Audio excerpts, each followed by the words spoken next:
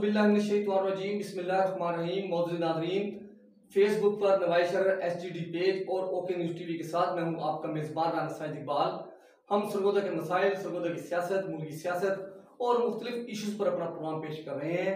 अगर आपकी गली मोहल्ला में सीवरेज, तालीम, सेहत, सड़कों, सुई गैस, बिजली वगैरह के हवाले से कोई मसाइल है या कोई सरकारी महकमा या ऑफिसर आपकी जायज़ काम की राह में रुकावट है तो आप 0321600740 हमारा व्हाट्सएप नंबर नोट फरमा लें। किसी भी शिकायत की सूरत में तफसीलात से आगाह करें। हम इंशाल्लाह आपके जायज़ काम की आवाज़ बुलंद करेंगे और आपके मसाइल को हल कराने की कोशिश करेंगे। अपना प्रोग्राम शुरू करने से पहले आपसे गुजारिश करूंगा कि आप यूट्यूब में ओके न्यूज़ टीवी को सब्सक्राइब करें, लाइक करें और शेयर करें। नाज़रीन, आज 14 अगस्त की खुसूसी तकरीबात के हवाले से हम आपसे गुफ्तगू करेंगे। जैसा कि आप जानते हैं कि आज पाकिस्तान की 75वीं सालगिरह, जिसे डायमंड गोल्डन जुबली का नाम दिया गया है, पाकिस्तान समेत पूरी दुनिया में मनाई जा रही है और इस सिलसिले में बड़ा जोश खरोश पाया जाता है। खुसूसन हमारे नौजवानों में और बच्चों में, घरों में बहुत ज़्यादा जोश बलबला है और सरकारी सतह पर भी तकरीबात मुनक़िद हुई हैं और बाज़ारों में लोगों ने झंडियाँ लगाई हैं, बैनर्स लगाए हैं और बड़ा एहतमाम किया है। केक काटे गए हैं और फूलों की पत्तियाँ बरसाई गई हैं और रात भर मुख्तलिफ चौराहों में नौजवानों ने रक्स किया, आतिशबाजी की और केक काटे और तकरीबात का इनेकाद हुआ। इस तरह मुख्तलिफ सियासी पार्टियों ने भी अपनी तकरीबात का इनेकाद किया।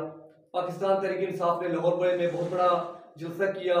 मुस्लिम लीग ने अपने अपने डिवीजनल हेडक्वार्टर्स पे प्रोग्राम किए और अजला में मुनक़िद किए। इस तरह दूसरी पार्टियों में मुनक़िद किए हैं और सरगोदा में जो हमारी मरकजी तकरीब थी वो जिना हाल में मुनक़िद हुई, जिसमें सूबाई वज़ीर अनसर मजीद खान, कमिश्नर सरगोदा डॉक्टर इरशाद अरशद साहब, डिप्टी कमिश्नर कामरान कुरैशी साहब और महकमा पुलिस के अफसरान और शहरियों ने बहुत बड़ी तादाद में शिरकत की और वहाँ पे कौमी तराना बजाया गया और पाकिस्तान का झंडा लहराया गया।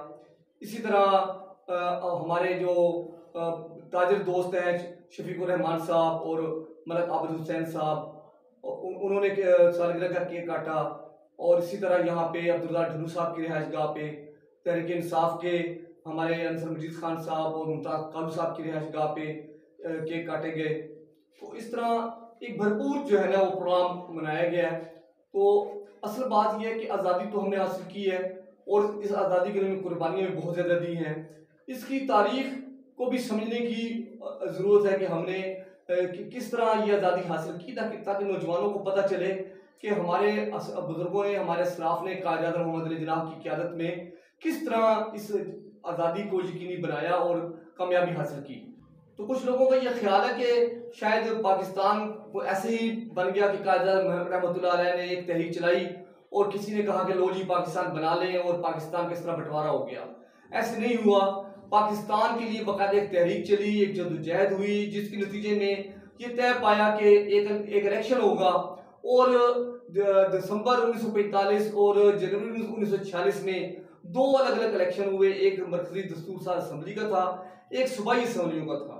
तौर पे जो आप हैरान होंगे कि मुस्लिम लीग की उस वक्त जो नशिस्तें थी वो 30 थी, कुल नशिस्तें 120 थी पूरे हिंदुस्तान की, लेकिन मुसलमानों की नशिस्तें थी वो 30 नशिस्तें थी।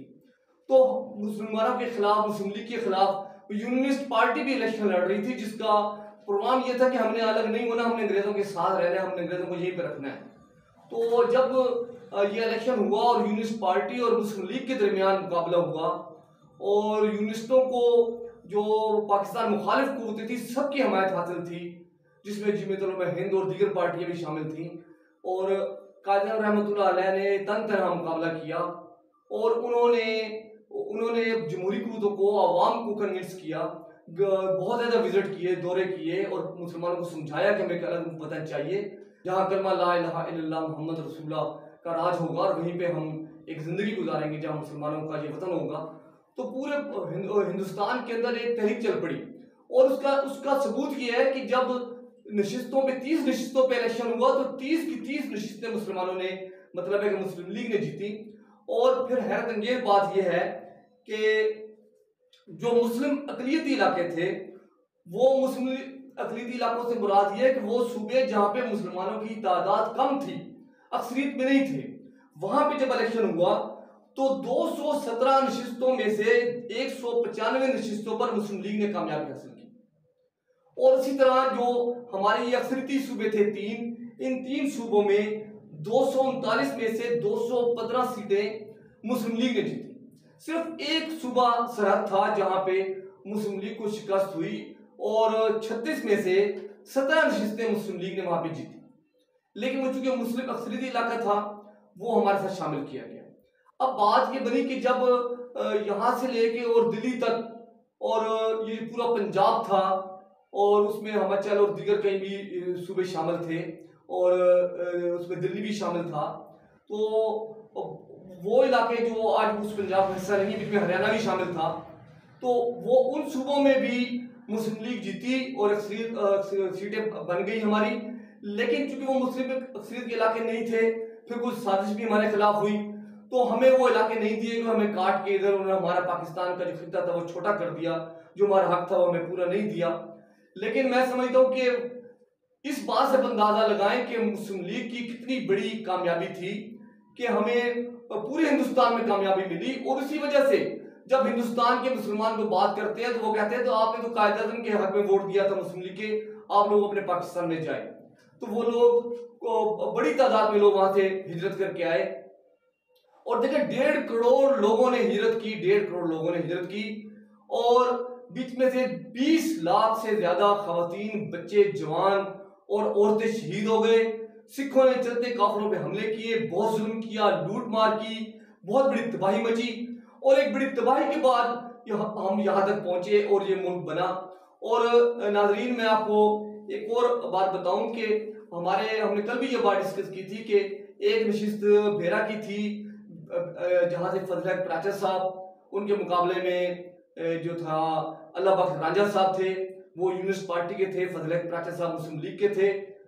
और ये इलेक्शन हुआ, ये भेरा और मंडी बहाउद्दीन और पोठोहार के इलाके, पिंडी साइड के ये इलाके इसमें शामिल थे। इस सीट में बहुत बड़े बड़े हल्के थे और इस तरह जो सरगोदा इधर इलाका था, इसके साथ खुशाब, फैसलाबाद, तोबा टेक सिंह, कुछ झंग का इलाका और खुशाब का इलाका ये शामिल था। और यहाँ से एक सीट काजी मुरीद अहमद अमान साहब ने जीती खुशाब से। और इस तरह एक सीट जो ये काजी साहब जो थे मुस्लिम लीगी थे, उन्होंने ये सीट जीती। ये बहुत बड़ा एजाज था हमारे लिए। और एक सीट हमारे राधन से कुरैशी मोहम्मद अब्दुल्ला शाह साहब थे, वो हार गए। और एक सीट मैं उसका जिक्र करना दोबारा चाहूंगा कि खिजर यार टवाना के मुकाबला में मलक मुमताज खान टवाना थे।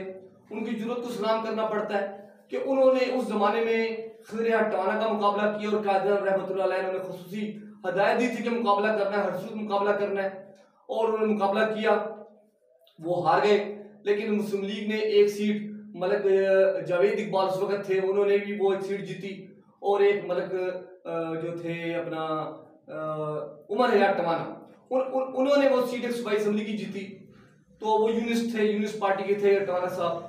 तो मैं समझता हूँ कि देखिए सरगोदा जैसे एरिया में जो शाहपुर उस वजीरा था, यहाँ पे यूनिस्टों को शिकस्त देना, उनका मुकाबला करना, यहाँ के उन मुस्लिम लीगी जो कारकुन थे, जो क़यादत थी, उसको सलाम हम करते हैं कि उन्होंने उस जमाने में काजी रहमतुल्लाह अलैह की आवाज़ पे अलबैक कहा और मुकाबला किया और बाकायदा डेरा जमा के रखा और भरपूर मुकाबला किया।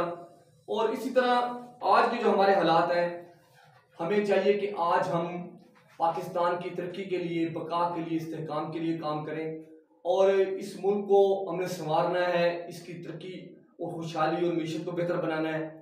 तो ये जो हमारी आज़ादी के हवाले से जो हमारी गुफ्तगू है, इंशाअल्लाह ताला हम चाहेंगे कि हम गाहे बगाहे इसको अपने दोस्तों के साथ शेयर करते रहें, ताकि हम अपनी नई नस्ल को अपनी हिस्ट्री बताएं और बताएं कि हमने किस तरह यहाँ पे ये कुर्बानियाँ दे के मुल्क हासिल किया है। और मैं चाहूँगा कि हमारे जिन दोस्तों के पास सरगोदा ज़िला के हवाले से, शाहपुर ज़िला के हवाले से उस ज़माने में यहाँ पे जिन लोगों ने मुस्लिम लीग के लिए काम किया और बड़े एक्टिव लोग थे, वो हमें उनके बारे में, उनका तारफ़ हमें भिजवाएं। हम वो नशर करेंगे अपने प्रोग्राम में, बताएंगे लोगों को, उनका तारफ़ बताएंगे और उनकी जद्दोजहद का जिक्र करेंगे, ताकि आने वाली नस्लों के लिए एक रिकॉर्ड मुरतब हो। और आज के जो नौजवान हैं अपने अपने बुजुर्गों की उन कुर्बानियों से मैं समझता हूँ वाकिफ नहीं है। अब हम देख रहे हैं कि इस वक्त पाकिस्तान टेलीविजन है या आर्ट्स कौंसल है या दीगर हमारे जो अदारे हैं, उनका जोर गाने पे, म्यूजिक पे या ड्रामों पे है, लेकिन कोई ऐसे इलाकाई ड्रामे मुरतब नहीं किए जाते जिसमें बताया जाए कि हमारे इन लोगों ने आज़ादी की जो जदोजहद वो कोई 2-4 साल की नहीं थी, कई 100 साल की थी। उन्होंने वो उस आज़ादी की जदोजहद को कैसे दरिया को अबूर किया, किस वो आग के समंदर से गुजरे और तब जाके ये मुल्क हमें मिला। मैं समझता हूँ कि हमें उन अपने बुजुर्गों को, उन इस्लाफ को याद करना चाहिए और उन करेक्टर्स के ऊपर हमें स्टेज ड्रामे और टीवी ड्रामे भी बनाने चाहिए, ताकि हम उन लोगों की जद्दोजहद को याद रख सकें और इसके लिए हुकूमत मुआवनत करे उनकी। और आजकल जो नया ट्रेंड आया है सोशल मीडिया का, और उसके ज़रिए वेब ट्यूब के ज़रिए बेहतरीन ड्रामे बन रहे हैं, तो हुकूमत सरपरस्ती करे और जो अदारे हैं वो भी सरपरस्ती करें, बैंक सरपरस्ती करें, सरकारी सतह पर सरपरस्ती की जाए। तो मैं समझता हूँ कि इस जो हमारा आज़ादी के जो हमारे हीरोज़ हैं, हम उनको याद रखने में इंशाअल्लाह ताला कामयाब होंगे। जी नाज़रीन, मैं आपको एक ख़बर दे रहा हूँ कि पाकिस्तान तहरीक इंसाफ सरगोदा में इस वक्त जो है एक नई ग्रुपबंदी सामने आ रही है, और वो ये ग्रुपबंदी ये है कि पहले डॉक्टर नादिया अजीज साहबा और मुमताज़ अख्तर कालू साहब एक प्लेटफार्म पर थे, इकट्ठे थे, मुतहद थे, लेकिन अब हम देख रहे हैं कि वो गुज़िश्ता कुछ अर्सा से उनके दरमियान इख्तलाफात सामने आए हैं और दोनों लीडर जो हैं डॉक्टर नादिया अजीज साहबा और मुमताज़ अख्तर कालू साहब, वो अलग अलग अपनी ग्रुपबंदी कर रहे हैं।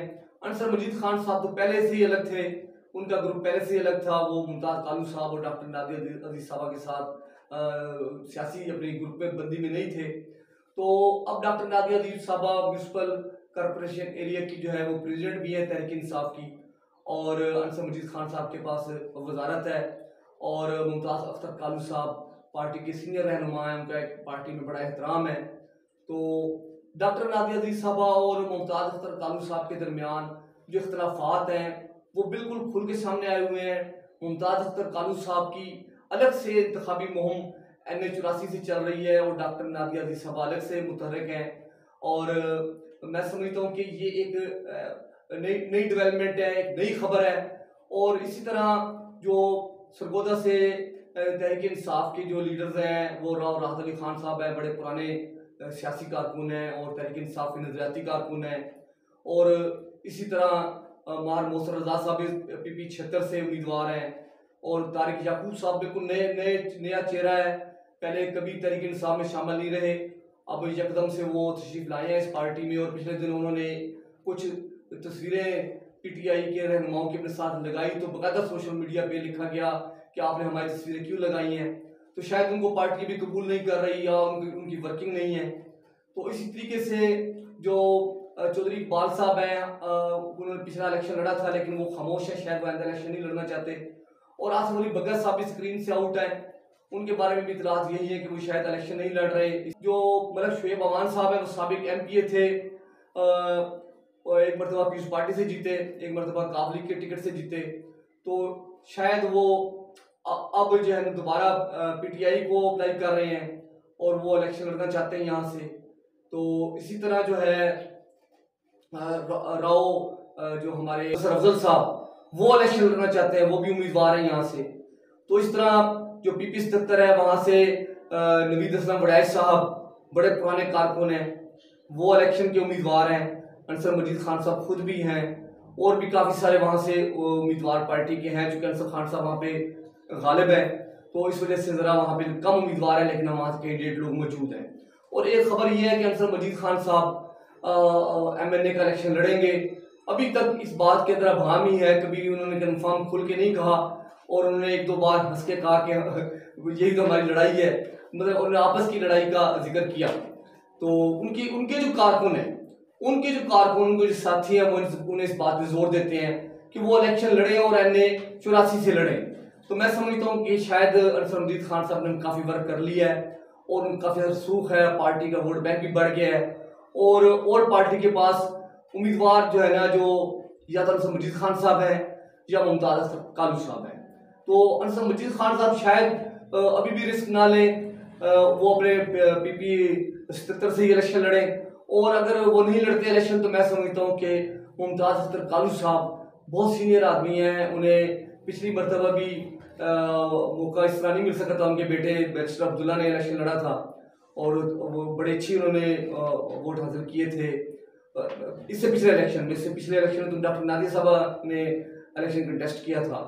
तो मैं समझता हूँ कि अब मुमताज अख्तर कालू साहब ने कुर्बानी भी दी, पिछली मरतबा इमरान खान साहब उनके घर आए, तो अब वो उस कुर्बानी का भी सिला मिलना चाहिए और उनको इस मरतबा इलेक्शन में कंटेस्ट भी कराना चाहिए। तो मैं समझता हूँ कि लेकिन मुमताज अख्तर कालू साहब अपने हल्के को टाइम भी दे रहे हैं, लोगों से राब्ते में भी हैं, उनका जो सेक्रेटरीट है वो सबसे ज़्यादा मैंने देखा है कि ओपन होता है, वहाँ पे सर्विसेज फराहम की जाती हैं। उन्होंने अस्पताल भी शहर में कई जगह पे, ब्लॉक 22 में, इधर खुशाब रोड पे और इस तरह शायद गिलवाला के इलाके में कायम कर रखे हैं। और इस तरह उन्होंने जो है ना जी कुछ स्कूल भी बना रखे हैं जहाँ पे वो बच्चों को बहुत म्यारी और सस्ती तालीम देते हैं, कई यतीम बच्चों को मुफ्त तालीम देते हैं। SOS के अंदर उन्होंने मुफ्त तालीम बच्चों के लिए 100 बच्चों को अरेंजमेंट कर रखा है और उन्होंने खाने के लिए खसूसी गाड़ी अरेंजमेंट की हुई है, वो लोगों को मुफ्त खाना फराहम करती है। तो इस तरह वो पार्टी के लिए बहुत ज़्यादा, मैंने देखा कि जब भी कोई पार्टी का जलसा होता है, तकरीर को कहीं इस्लामाबाद मार्च है, लाहौर है, कहीं पे भी है, तो वो उनकी सर्विसेज मौजूद होती हैं, काफिला बहुत बड़ा रवाना होता है। कल भी उनके बेटे अब्दुल शकूर कालू ने वहाँ पे आमिर कियानी साहब का इस्तकबाल किया मोटरवे पे।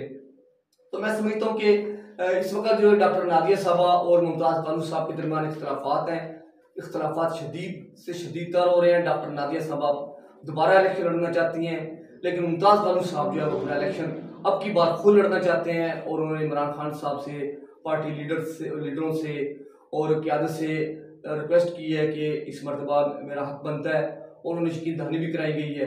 तो मैं समझता हूँ कि अभी बहुत कबल वक्त बातें हैं, मुख्तलिफ पार्टीज में भी टिकटों की बातें हो रही हैं और कई मुस्लिम लीग नून समेत कई पार्टियों में लड़ाइयाँ हो चुकी हैं। तो मैं समझता हूँ कि PTI में भी एक रस्साकशी की फिजा पाई जाती है। तो लेकिन जो है इलेक्शन वही शख्सियत लड़े जो सरगोदा के मसाइल को समझे और वो हल कराए। ये क़यादत को समझना होगा कि वो ऐसे उम्मीदवार सामने लेके आए जो पार्टी के अलावा जो आवाम के मसाइल हैं उनको भी समझे। और यही बात है, यही पैगाम हमारा तमाम पार्टियों के लिए है कि वो ऐसी क़यादत सामने लेके आए जो अवामी मसाइल पर तवज्जो दें। जी इंशाअल्लाह नाज़रीन, हम आइंदा प्रोग्राम से फिर हाजिर होंगे। अल्लाह हाफ़िज़।